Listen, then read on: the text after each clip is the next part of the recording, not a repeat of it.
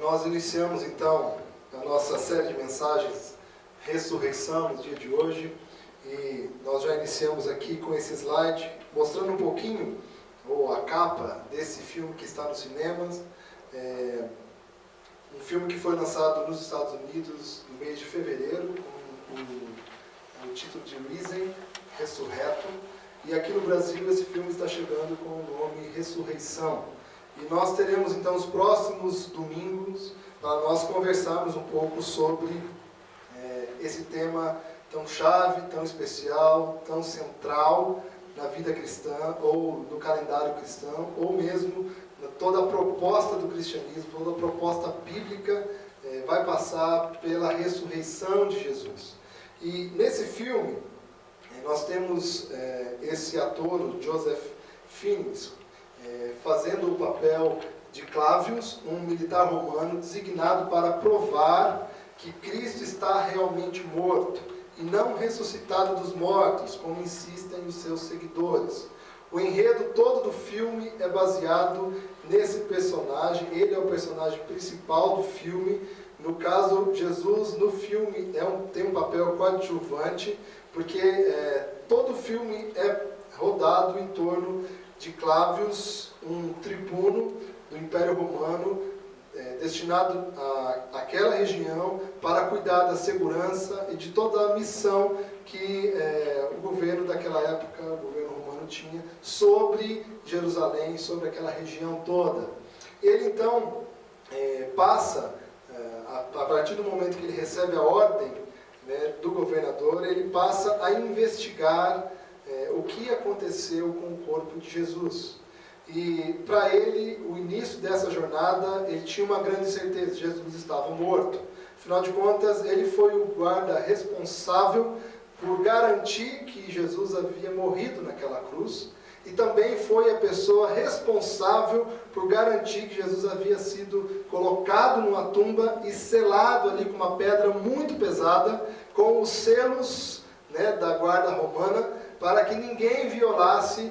E além disso, também foi o responsável por designar guardas que ficaram a noite toda ali diante daquele túmulo para impedir que qualquer seguidor, qualquer pessoa viesse e retirasse o corpo.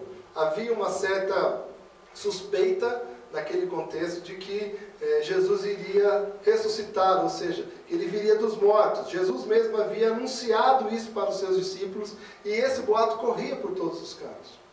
E ele então, sabendo disso, ele tenta garantir que aquele corpo não fosse roubado.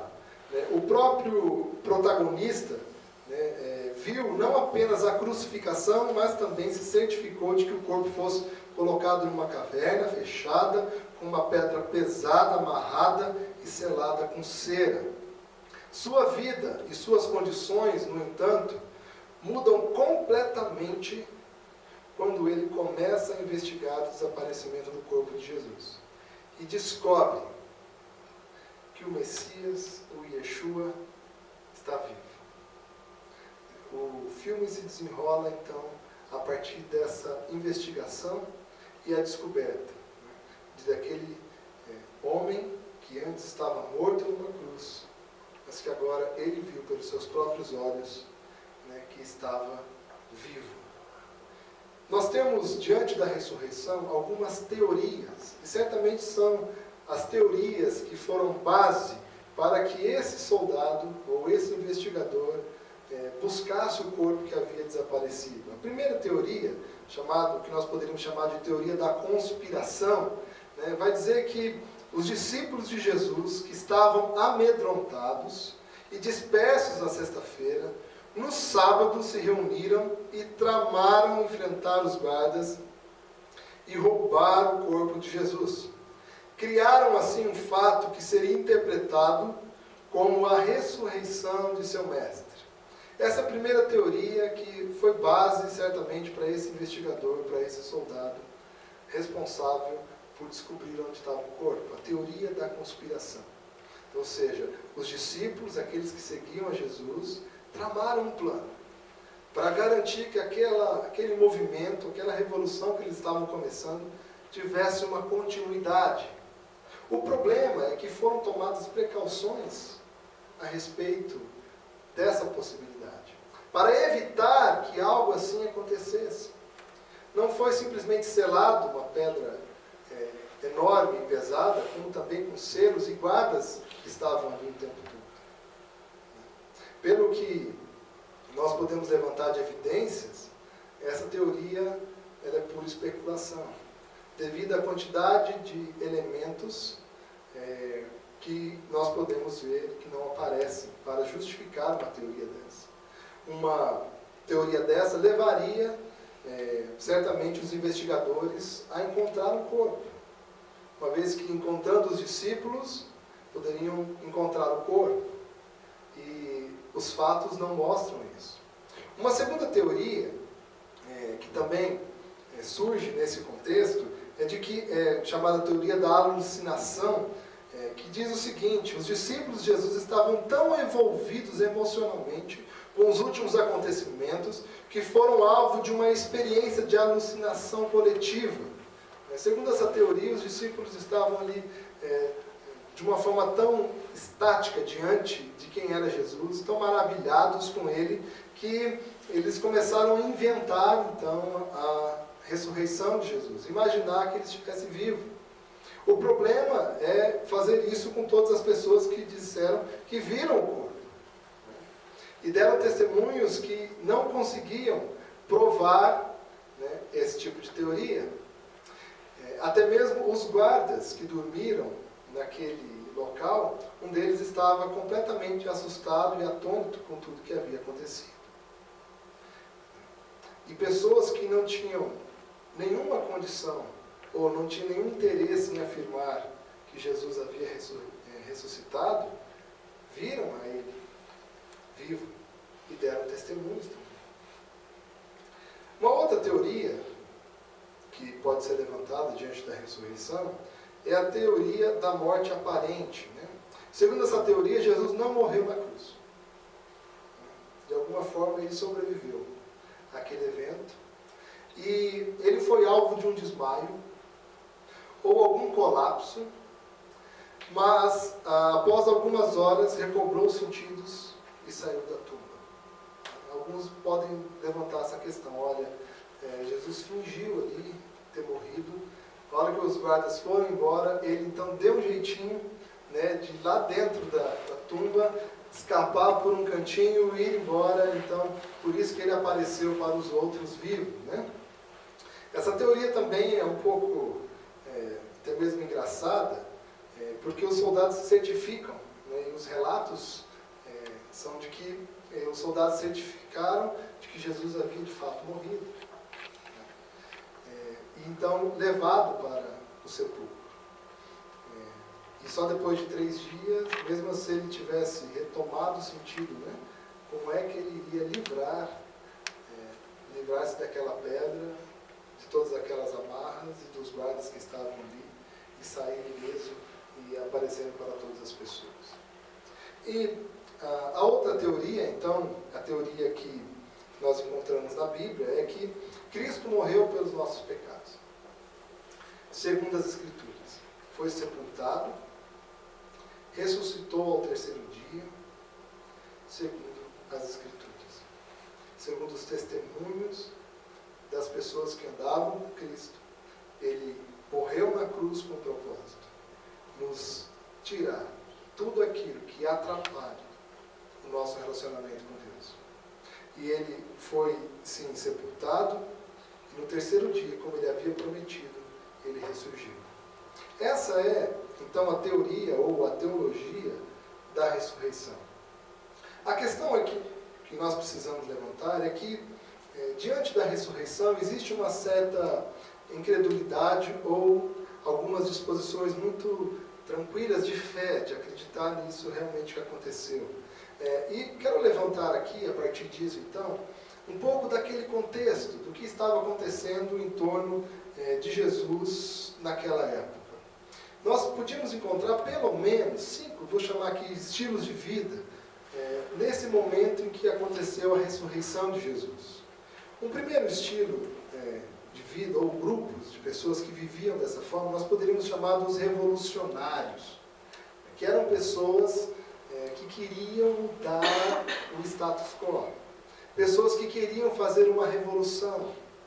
Pessoas que lutavam para que o Império Romano não mais ocupasse aquela região. Pessoas que lutavam por uma revolução e encontravam até mesmo em Jesus um líder que pudesse trazer algum tipo de caminho para eles. Nós encontramos muitos bárbaros aqui lutando até mesmo com armas para combater o governo, o Império Romano daquela época. Nós encontramos em Barrabás um representante forte desse movimento dos revolucionários. Barrabás não era simplesmente um bandido que foi libertado quando Jesus estava ali diante do povo, entre Barrabás e Jesus. Mas Barrabás era um revolucionário, ele queria tirar Roma daquele lugar. Ele queria sucumbir àquele governo que estava atrapalhando a vida de tantas pessoas, que oprimiam tantas pessoas. Esses formavam então um grupo que nós poderíamos chamar de revolucionários. Um segundo grupo, que nós vamos encontrar também, nós podemos chamar de os oportunistas. Pessoas que estavam ali como coletores de impostos, como soldados, como esse próprio tribuno, Clávius, que aparece ali diante da necessidade de encontrar um corpo, como uma oportunidade mesmo de conquistar mais poder, ou até mesmo ir para um lugar para encontrar a paz. No filme nós encontramos cenas em que ele vai afirmar exatamente isso. Eu espero que após esses eventos, após esse trabalho, eu possa encontrar um lugar melhor, eu posso mudar o meu status, ou até mesmo ir para um lugar onde eu possa, com poder, usufruir da paz. Esses oportunistas estavam em todos os lugares. Até mesmo no ciclo de discípulos de Jesus. Nós tínhamos uma pessoa que era um oportunista. Judas, que aceitou por alguma quantidade de prata, entregar Jesus para os soldados. Pessoas daquela época que viviam buscando oportunidades para melhorar de vida. Nós encontrávamos esse grupo ali também em torno de Jesus. E o texto bíblico também vai dizer que os guardas que guardavam o sepulcro para que Jesus não fosse retirado de lá, eles também ganharam dinheiro para dar uma versão conforme os religiosos sobre o que havia acontecido naquele dia. Vejam, viam muitas pessoas que queriam alguma oportunidade de melhorar de vida. Um outro grupo que nós encontramos também, um grupo forte ali em Jerusalém, os judaicos religiosos. Líderes religiosos que defendiam, lutavam, zelavam pelo ensino do Antigo Testamento, das Escrituras, daquilo que Deus havia ensinado para um povo, o mesmo Deus, Pai de Jesus. Mas esses líderes judaicos religiosos, eles tinham uma linha, tinham um sistema de pensamento, práticas, e eles precisavam e queriam manter essas práticas, e eles combatiam tudo aquilo que pudesse atrapalhar esse sistema religioso que eles estavam zelando, pelo qual eles estavam zelando. E esses judaicos religiosos daquele período também tramaram contra esse evento da ressurreição. Foram eles quem deram dinheiro para que os guardas contassem outra versão. Foram eles que procuraram o governador para impedir que qualquer tipo de movimento dos discípulos retirasse o corpo. Eles atuavam ali e muitas vezes esses líderes judaicos religiosos foram confrontados por Jesus nas suas práticas. Jesus foi contra esses líderes em diversos aspectos e Jesus pedia que esses líderes revissem todos os seus atos, todas as suas crenças e práticas. E eles estavam furiosos com Jesus. Jesus estava causando uma revolução daquilo que eles zelavam. Um outro grupo que nós encontramos, então, são os seguidores de Jesus. Vejam, que ambiente complexo. Nós estamos falando de mais um grupo, agora, de pessoas que conheciam a Jesus, seguiam a Jesus. Jesus estava num canto, eles iam para lá. Jesus mudava de vilarejo, eles mudavam de vilarejo. Jesus ia para o deserto, eles iam atrás. Pessoas que queriam, acreditavam, ouviam, imaginavam o que Jesus falava. Pessoas que realmente obedeciam a Jesus, que tinham interesse verdadeiro nele. E um outro grupo, que nós ainda vamos encontrar nesse contexto, são os indiferentes. Muitas pessoas que estavam ali e que nem sabiam direito o que estava acontecendo, que não queriam se envolver. não estavam interessados em qualquer tipo de revolução, em religião, qualquer tipo de movimento de seguir um mestre, de aprender coisas novas. Simplesmente viviam indiferentes a esse contexto. O fato é que, quando nós olhamos para esses estilos de vida, nós podemos dizer que nós encontramos de alguma forma esses grupos nos dias de hoje também. Pessoas que vão, guardadas as devidas proporções, mas pessoas que nos dias de hoje também vivem uma espécie de escoluta, como esses viviam aqui. Pessoas que são seguidores de Jesus hoje, nós encontramos revolucionários que estão tentando mudar o sistema político do país e assim por diante. Os oportunistas, os religiosos e os indiferentes que não querem saber de nada. A questão é que a ressurreição, ela surge nesse grupo de pessoas. E qualquer outro grupo aqui teria grande dificuldade de entender a ressurreição. A ressurreição é um evento que acontece nessa relação de pessoas que acreditavam em Jesus, viviam com Jesus. Mas o grande problema disso é de que é um evento que atinge os demais grupos. O problema da ressurreição é de que só vão entender a ressurreição quem é um seguidor de Jesus. As pessoas que seguem, que estão próximas a Jesus, entendem. Mas esse evento afeta todos os outros grupos. De uma forma que nunca mais eles conseguirão seguir adiante sem passar por esse evento. Agora imagine nesse contexto como é que as pessoas que não são seguidoras de Jesus vão lidar com a ressurreição. Tente entender o que passa, então, diante desse evento tão forte, que, segundo o próprio Jesus, vem para mudar a nossa forma de viver, que afeta todo mundo, mas que só conseguem compreender as pessoas que estão próximas a ele. E é por isso que há um caminho ou uma divisão entre a incredulidade e a fé. E que nós precisamos entender. E é por isso que nós vamos entender que esse é um evento que acontece e é incompreendido pelos discípulos, pelos seguidores de Jesus, por conta de algumas coisas. Olha o que essas pessoas que seguiam a Jesus experimentavam diariamente. Em primeiro lugar, essas pessoas desfrutavam da presença de Jesus. Eles tinham Jesus falando com eles quase que diariamente. Alguns viviam realmente diariamente com Jesus. E uma presença que, apesar da aparência não ser da estética dela, mas uma presença que modificava a vida das pessoas. Uma presença diferente. Uma presença que impactava o coração, impactava a mente. Uma presença que transformava o ambiente onde eles estavam.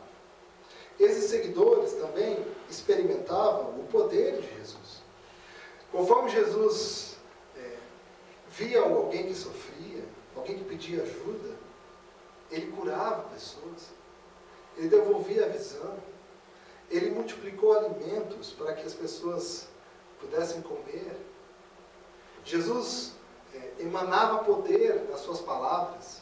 Quando ele falava ao coração das pessoas, ele transformava vidas. E esses discípulos experimentavam também do seu poder. Em terceiro lugar, essas pessoas experimentavam o seu ensino. O que Jesus ensinava a essas pessoas sobre a vida, sobre o respeito, sobre o amor ao próximo, sobre como elas deveriam comportar-se diante de Deus, diante de um dos outros. Essas pessoas experimentavam também o ensino de Jesus. Essas pessoas experimentavam a sua missão. Elas podiam ver em Jesus constantemente essa direção apaixonada por fazer aquilo que o Pai havia mandado. E essa missão de Jesus era de salvar pessoas. Era de trazer a conexão entre pessoas e Deus para um estágio melhor, um estágio que as pessoas não experimentavam. Então os discípulos tinham isso diariamente, a possibilidade de ver essa missão que Jesus estava fazendo na terra. Esses seguidores também tinham a experiência de ver o testemunho que Jesus dava a respeito de Deus, que dava a respeito do Espírito Santo. Elas viam em Jesus, como no texto que nós lemos aqui no início, elas viam em Jesus o Pai. Elas viam em Jesus o amor. Elas viam em Jesus a forma de viver. Elas estavam experimentando todas essas coisas juntas. Esses seguidores de Jesus também experimentavam da promessa que Jesus trazia para o coração daquelas pessoas. Jesus apontava para um caminho de vida, uma vida abundante, uma vida de esperança, uma vida de restauração.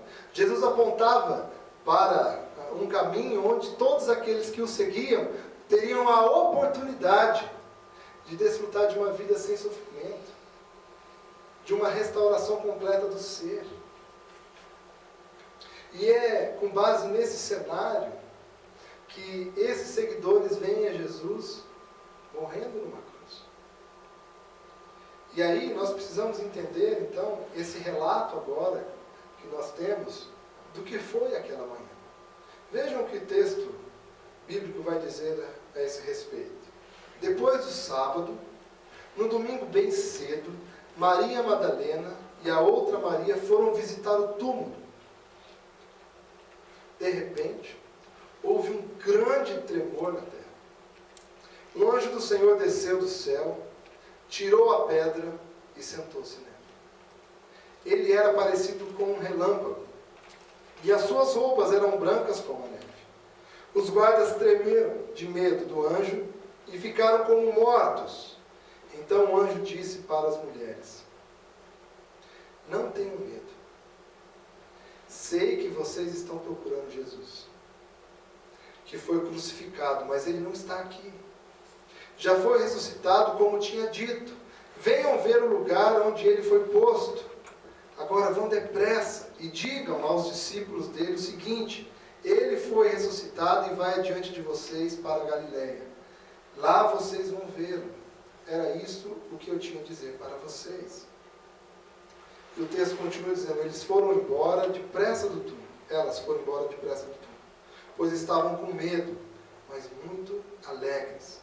E correram para contar tudo aos discípulos. De repente, Jesus se encontrou com elas e disse: que a paz seja com vocês. Elas chegaram perto dele, abraçaram seus pés e o adoraram. Então Jesus disse: não tenham medo. Vão dizer aos seus irmãos para irem à Galileia, e eles me verão ali.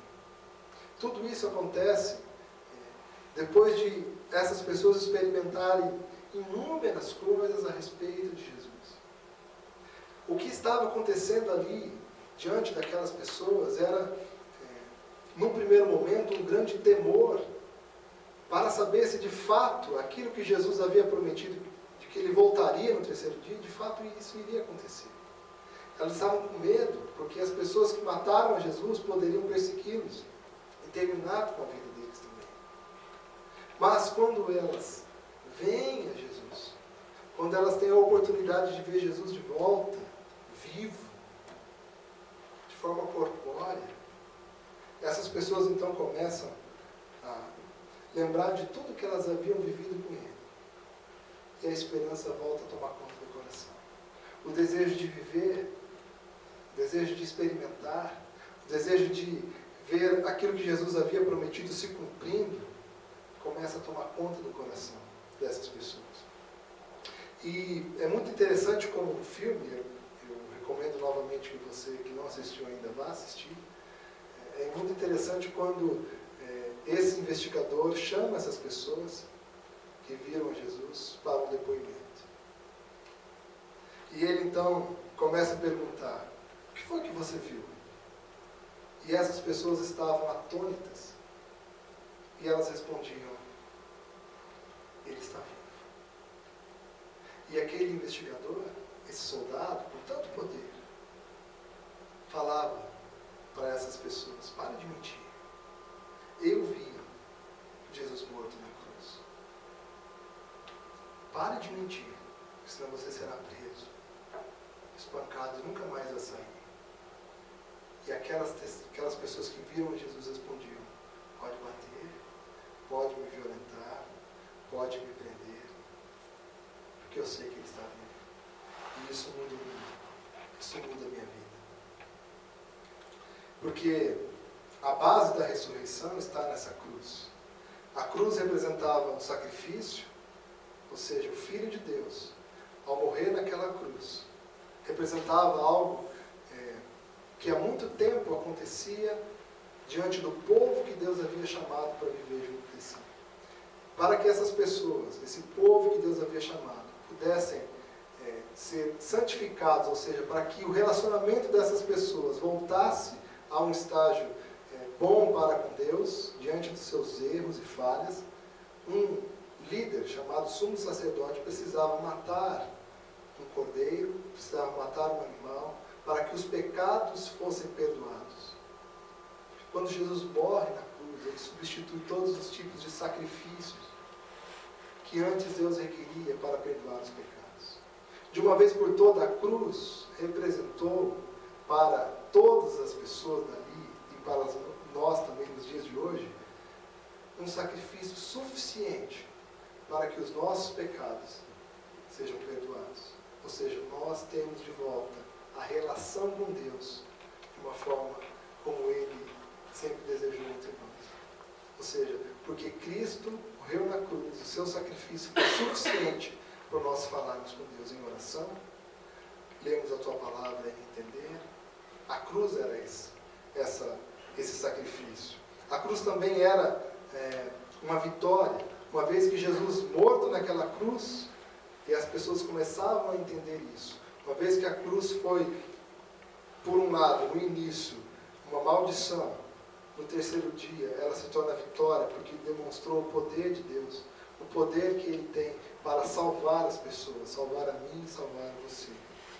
A cruz também representou, como base na ressurreição, o perdão, ou seja, Deus estava perdoando toda a humanidade em Cristo Jesus, a partir daquela morte, a partir desse sacrifício de Jesus por todos nós. E também a cruz, como base da ressurreição, serviu de exemplo. O que Jesus estava anunciando com a sua ressurreição é de que, mesmo que nós vivamos como Deus pede que nós vivamos, e as pessoas tentem nos matar, e mesmo se elas nos matarem,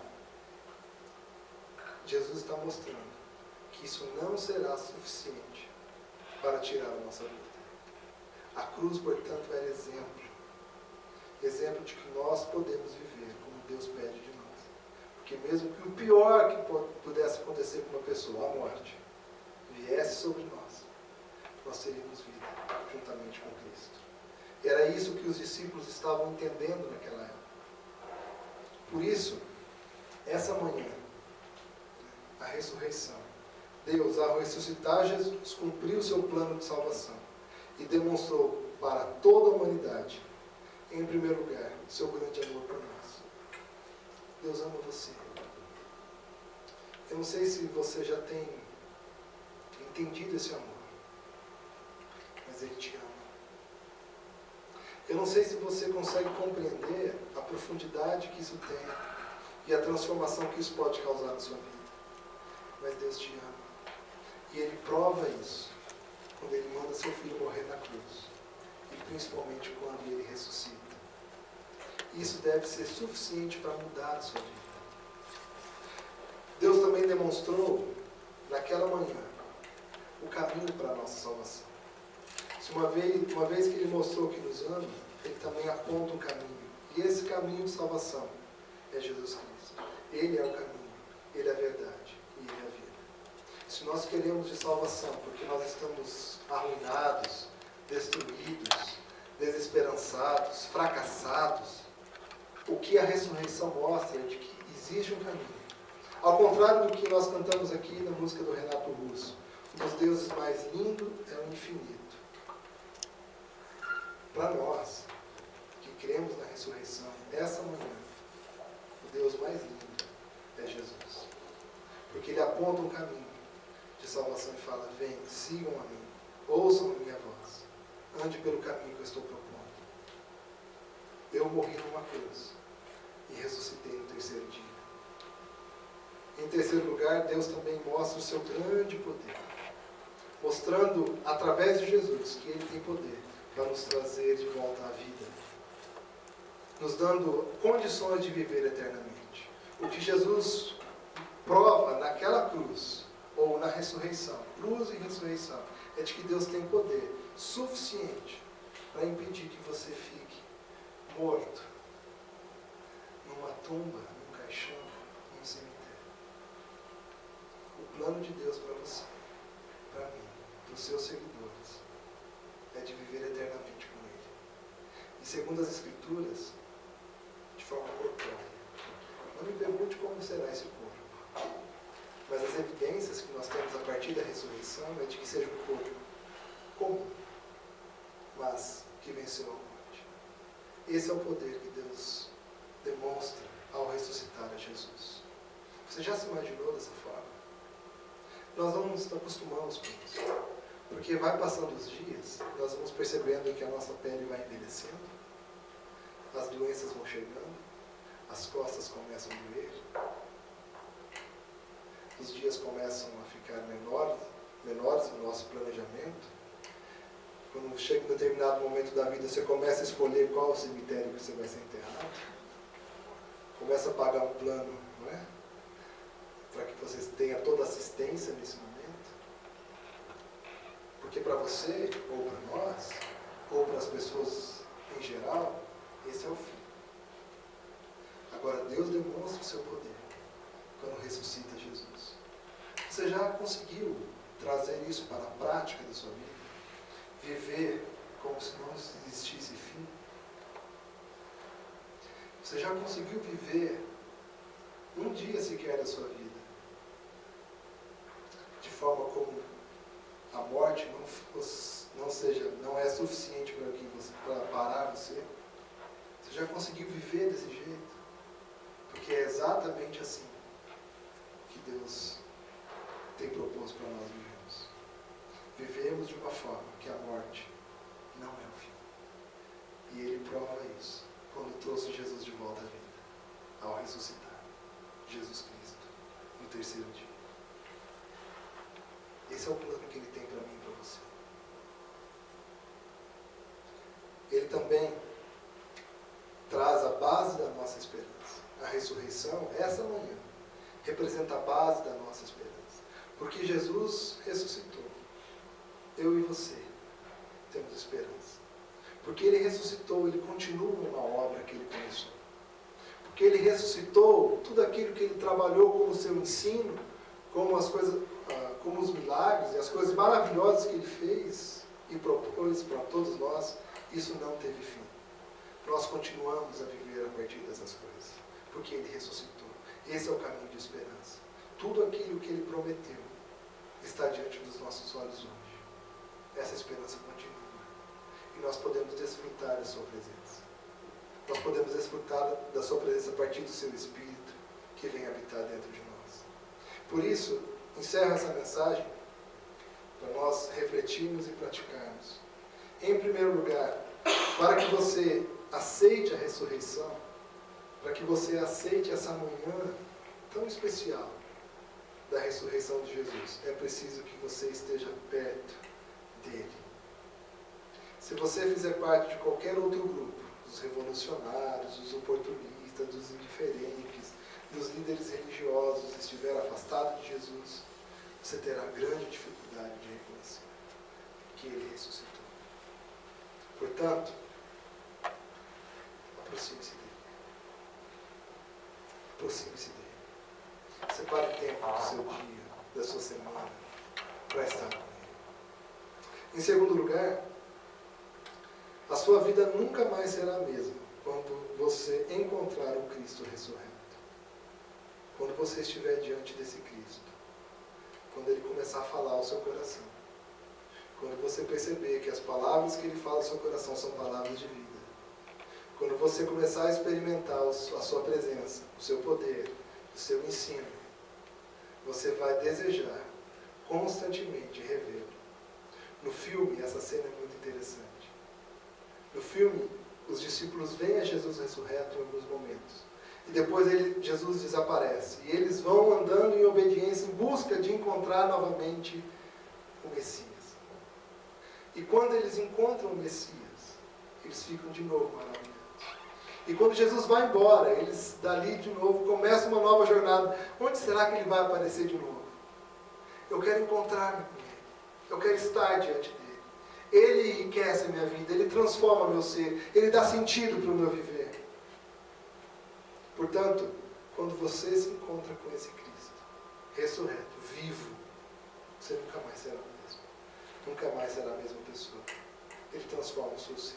Por isso, deixe o Espírito Santo te convencer de que Jesus está vivo.